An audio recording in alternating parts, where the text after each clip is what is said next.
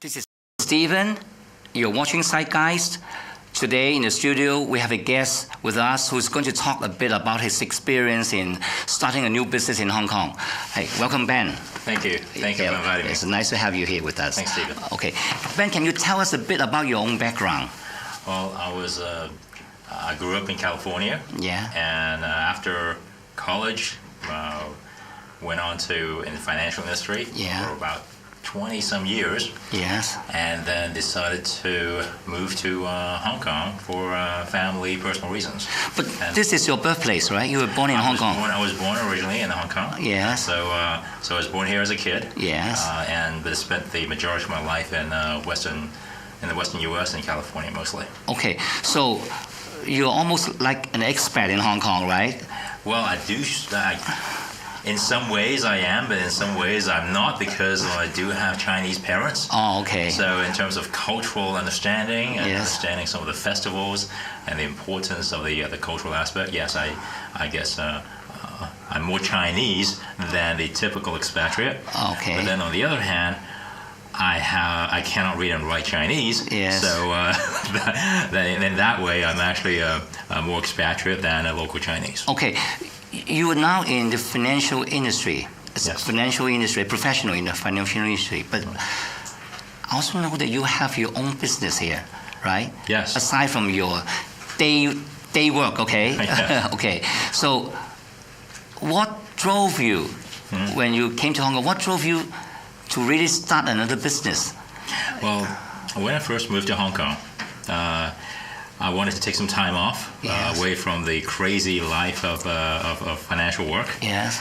And I wanted to pursue a passion. And one of the things, I had the opportunity at the time to really explore what I wanted to do in terms of exploring this passion. Okay. And I stumbled across chess. Now, chess has been a childhood hobby of mine. Yes. And in a happenstance, by accident, Yes. I volunteered and coached some kids. Yes.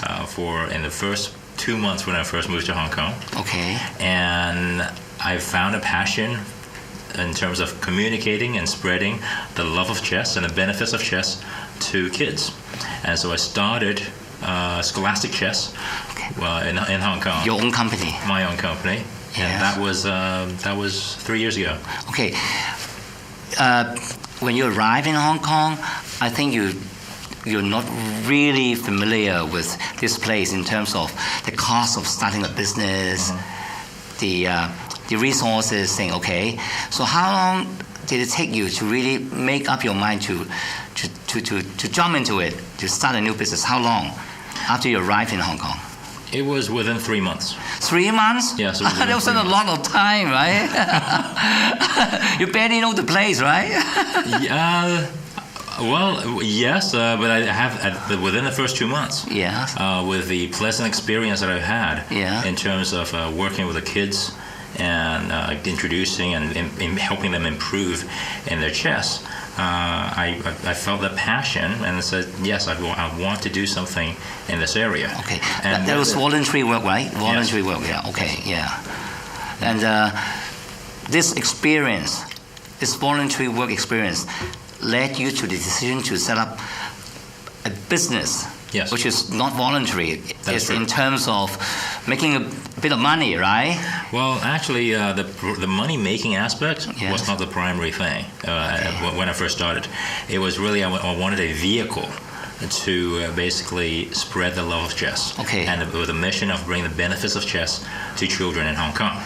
Now, I can do that individually, or I can do that corporately. Okay. And I find that if you do things corporately, then you get more credibility. Yes, yes. And there's also the potential to maybe expand into more areas, like maybe bringing on additional coaches and maybe providing other kind of services to schools and kids. Yeah. So I figure that doing it, once I've decided on the mission, I figure that let's do it corporately. But doing it as a business, in your words, corporate, as a corporate, okay, that definitely downsides to it, right? There's the danger of going down, right? Of losing money. isn't it? I believe a lot of your friends or people around you must have told you, Ben, don't do it, okay? Yes. There's a lot of risk, okay? I was very fortunate that, yes, it is true. There were a lot of voices saying, Ben, this is not going to work. The rents in Hong Kong are too high, and this is... salaries, right? Salaries, actually, we first talk about the rents, and then the second thing is that, this is, the chess is not going to be important. The parents won't focus on it because... these are extracurricular activities that doesn't improve your chances of getting into good high schools, good secondary schools, or maybe getting them into prestigious schools, because these are not like the arts or the language skills, etc. And so there were a lot of naysayers. Okay. Now, you're in the financial business. Yes. It's commonplace to give people this advice that when you want to start a business, then you sit down, do a financial projection, calculate your costs and your revenue, ask yourself where you'll be in 12 months. So did you, as a financial professional, did you go through that process? I have to confess, I did not go through that process. Okay. Not at all. Okay. But I did realize that the most important thing is that I needed to have revenues. I did not go through a business plan process, but there was a clear mission in mind, and that is basically spreading, communicating, conveying the benefits of chess to kids in Hong Kong.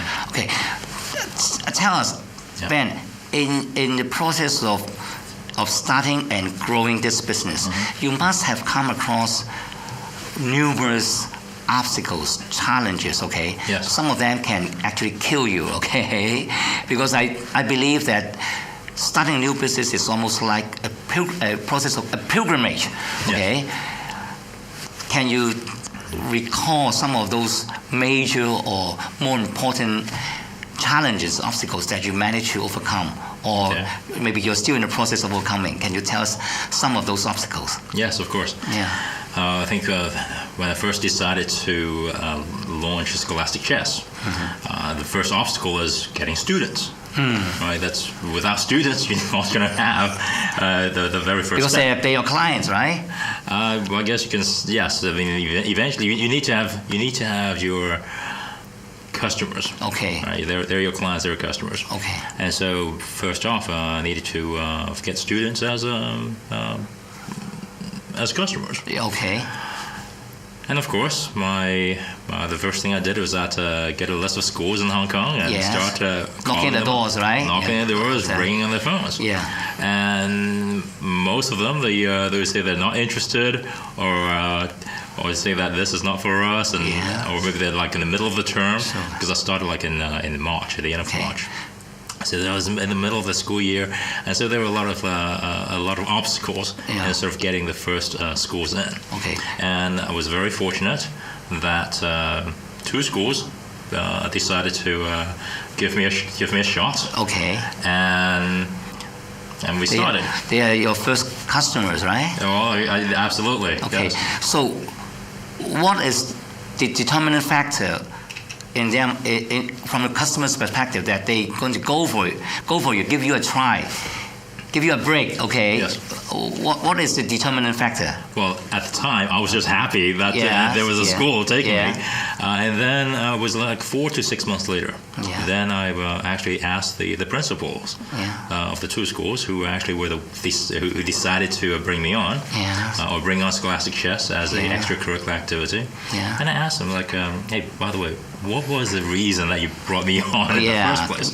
Because I wanted to see, like, what can I learn? What did I did right or wrong? Yeah, you want to repeat it. I wanted to repeat it.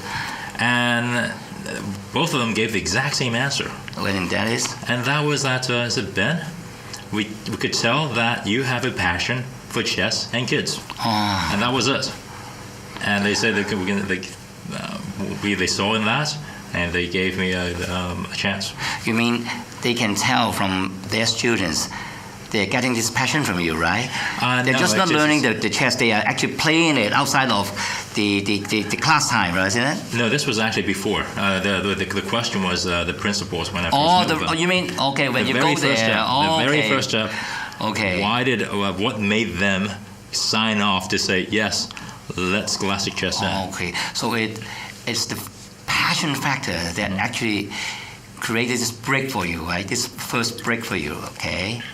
So if someone now in Hong Kong wants to start his or her own business, and they come to you for advice, okay, Ben, now I know you are a successful entrepreneur, you have got your own business going, okay? So what will the 3 pieces of advice, most important pieces of advice, that you give him or her?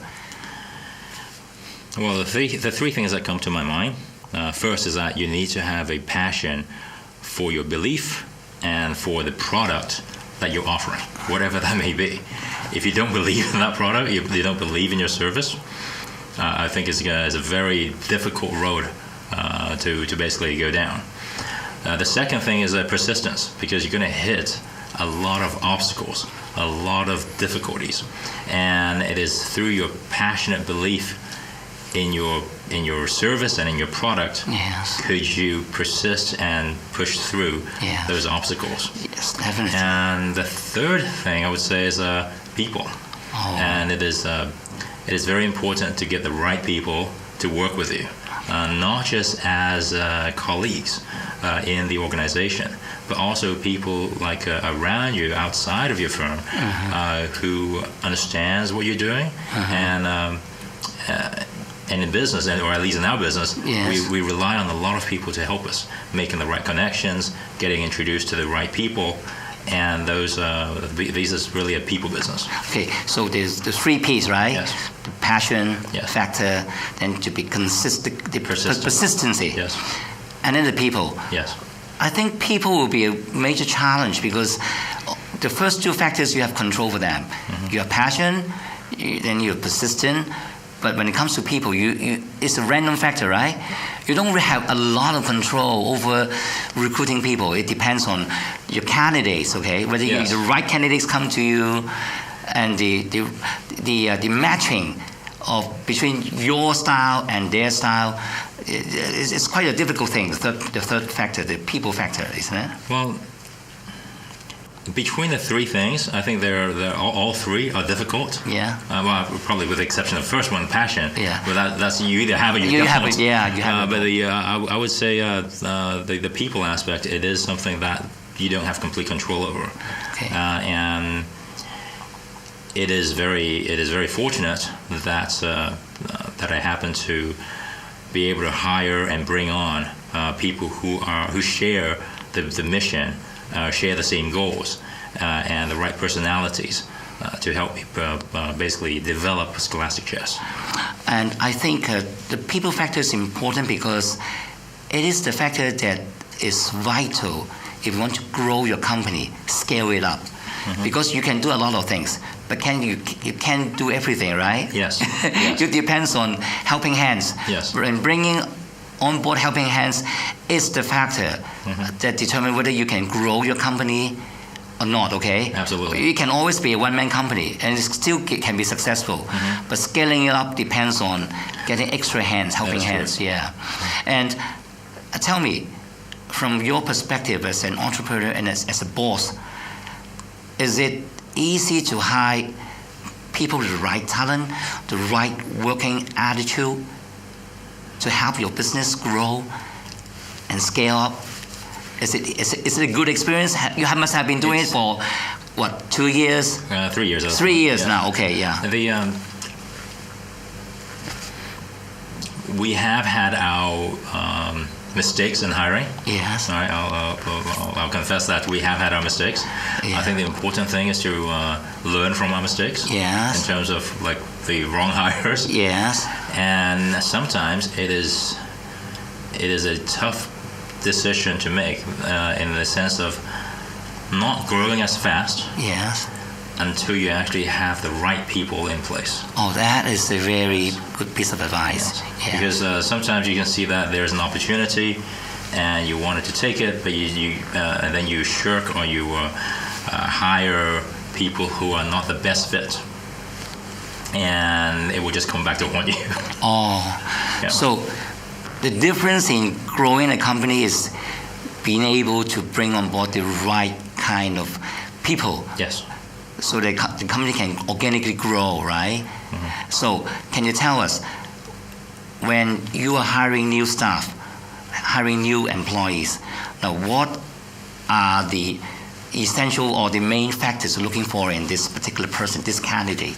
Look for, like, he or she must have the right qualifications. For example, yes. he or she must be interested in chess, love chess playing. Yes. Yeah, must be familiar with coaching school kids, students about chess. So what are the extra factors you're looking from these candidates? Well, I think the passion for chess is a given. Without that, it's impossible to excel in the sport. Yes. But besides that, I look for people who have very good communication skills. Okay. And who has a good temperament in working with children. Because we work with a wide range of children from primary school, from like year 1 in primary school, all the way through secondary schools. Okay. So you need to have someone who can work with different ages and children between year 1 and year 6 are very different. So you need to have someone who's definitely good with kids. Yes. And communication skills, because we are not only working with the kids, with the parents too, right? You're working with the parents. Yes. You're working with the schools. So you need to have very strong and good communication skills. And so these are the most important features that we look for in our coaches. And I think those are rare combination of talent, temperament, and skill sets, right? You don't find these people every day, you see? You don't find them every day. Yes. I can imagine how difficult it is for you and how much effort you have to put into to get the right people to grow your company. But I think a lot of business have those challenges because finding the right people at the right time, at the right place, I think that is really a very important element. Okay.